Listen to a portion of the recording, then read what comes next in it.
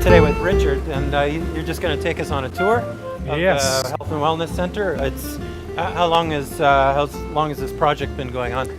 So far, the construction has been since August last year. We finished the second floor slab, and we are hoping that after this phase we can raise the columns to the roof level, and then put the ring beam on, and then the roof will be next.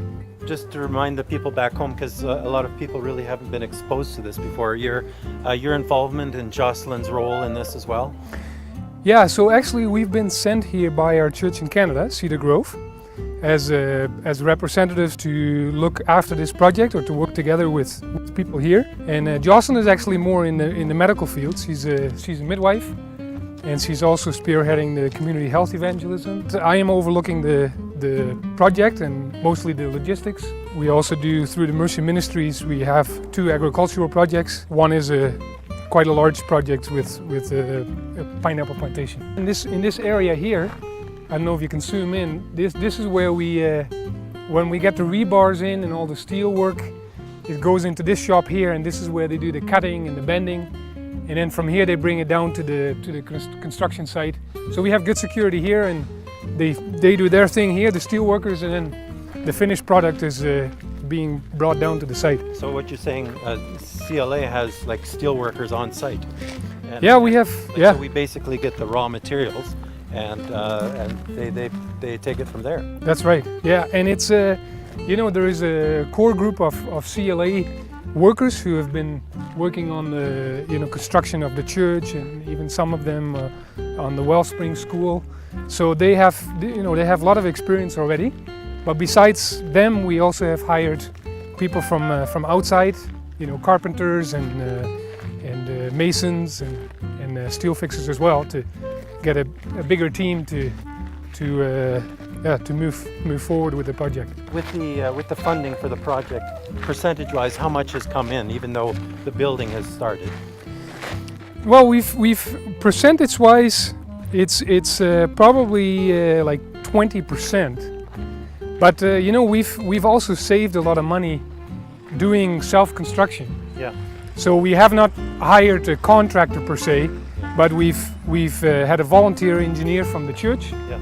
And then we found a really good site foreman. His name is Philip, and he's been doing a fantastic job running the crew. And then we have a couple of core guys who are from CLA crew, who who are the next in charge, who are really closely working with the crew. We've done the self-contract, saved a lot of money, so we can go a lot further with the money we have.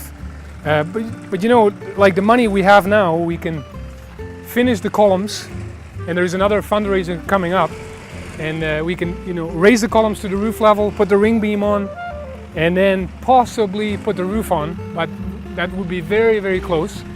And after that, we would do the ground slab, and then after that would be the brickwork, the walls, making sure all the plumbing is in, the electrical.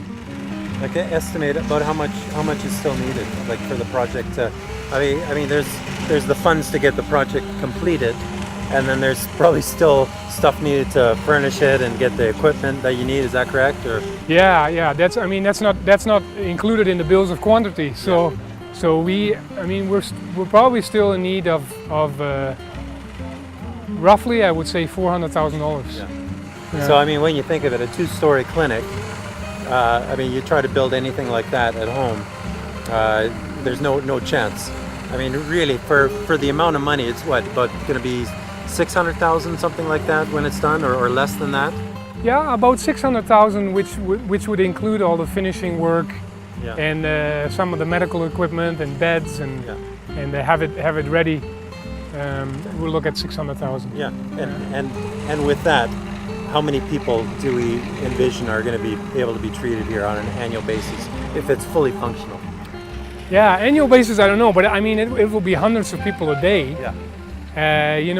For this radius and where we are located, we're looking at, just for this clinic, at 50,000 people for just this clinic. So it's a lot. A lot of people will be helped. Tell me a little bit about the vision of the clinic. Yeah, so really, it's not just about medical care, right? There is some medical care here in Rwanda, but we're also looking at, we're really looking at compassionate care, quality of care, and accessibility. Our vision is to first of all, to have it accessible for the poorest of the poor, to provide quality, compassionate care for the poorest of the poor. Christian Life Assembly is actually in a really prime real estate area in Rwanda. Like why, if you look at some of the houses right around the church, they're really quite nice, and there's wealthy people that live around here. Why a clinic here? Yeah, this clinic is part of the vision of CLA. Between this nice construction, there's lots of pockets of people that are less fortunate. Even the people who are working for those people in those houses. Yeah. They live maybe behind their houses, and they cannot go to the nicer clinics or the nicer hospital. So we're reaching out to those people, and then you can't see it quite from here, but behind the clinic here and then down below there is an area called Nyabasindu, where there is actually also a church plant that just started, where people are poor, and it's very nearby, and they will have, this clinic is for them.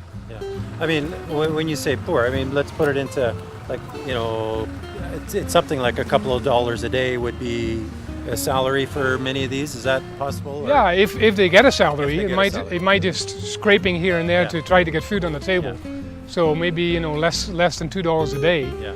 They have to pay their rent. They have to, get some water, and food on the table, school fees, all that kind of thing. So it's not an easy life for many of the people here. What you see around, with the houses coming up, is not really the reality of many people. Well, tell us a little bit about the clinic. What do we see here just in the shot? Yeah, so today we're doing the second pour. Yesterday we started. Today is the second pour, and we're finishing the upper slab. So of the second, it's a two-story building. We have the ground floor, and then the second floor.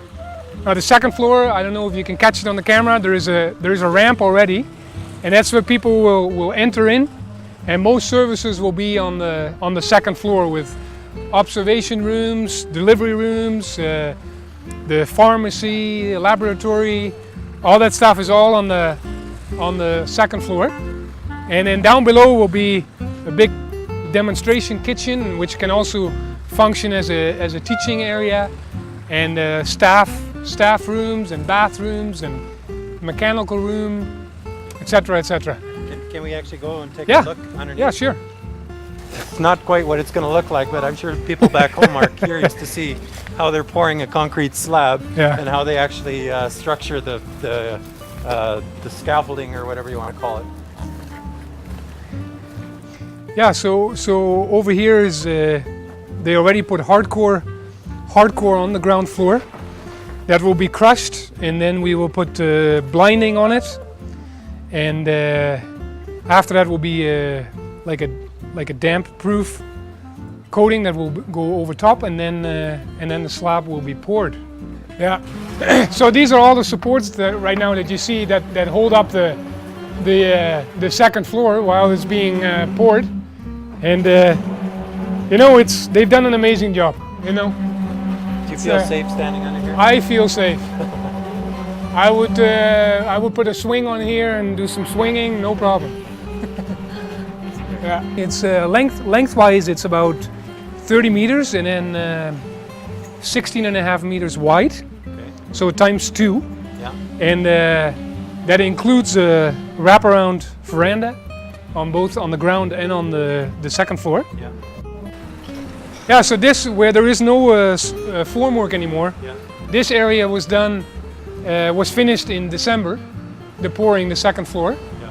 And so today we've continuing with, or yesterday we continued with pouring the other half, or the other third.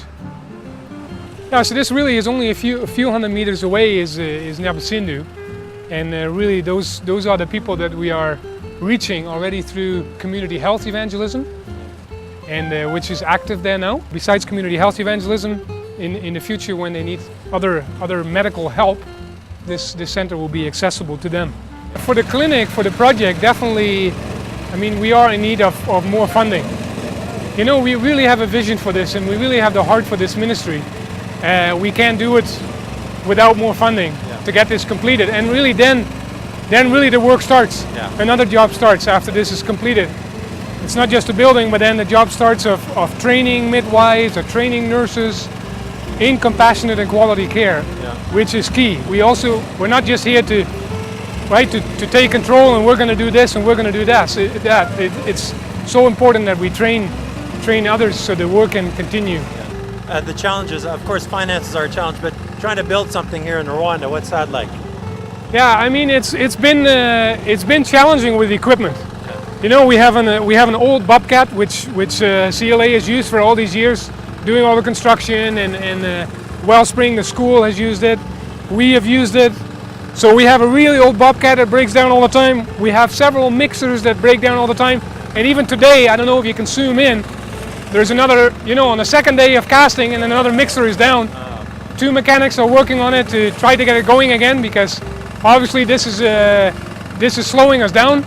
And this has to be a continuous thing, isn't it? Or? Yeah, you can't just let it sit and then continue. We need to get it done today. So it's yeah, those are some of the challenges we have, but we overcome. We'll get it done. But going ahead with the building now without all the funds in place, it was a step of faith, wasn't it? Yeah, absolutely, absolutely. I mean, we started the construction with 100,000, and you know, after this second floor slab is completed, we're through with 100,000. And yeah, I mean, coming from a North American, you know, perspective, how can you start a project with not even having all the money in place? But and it was a struggle. It was a struggle for me too, like to do that. But you know, we decided all together with people here and people back home that let's start and let's step out in faith and let's start, and God will provide. So. Yeah, excellent. Thanks for taking the time to give us the tour. Very welcome. And God bless you.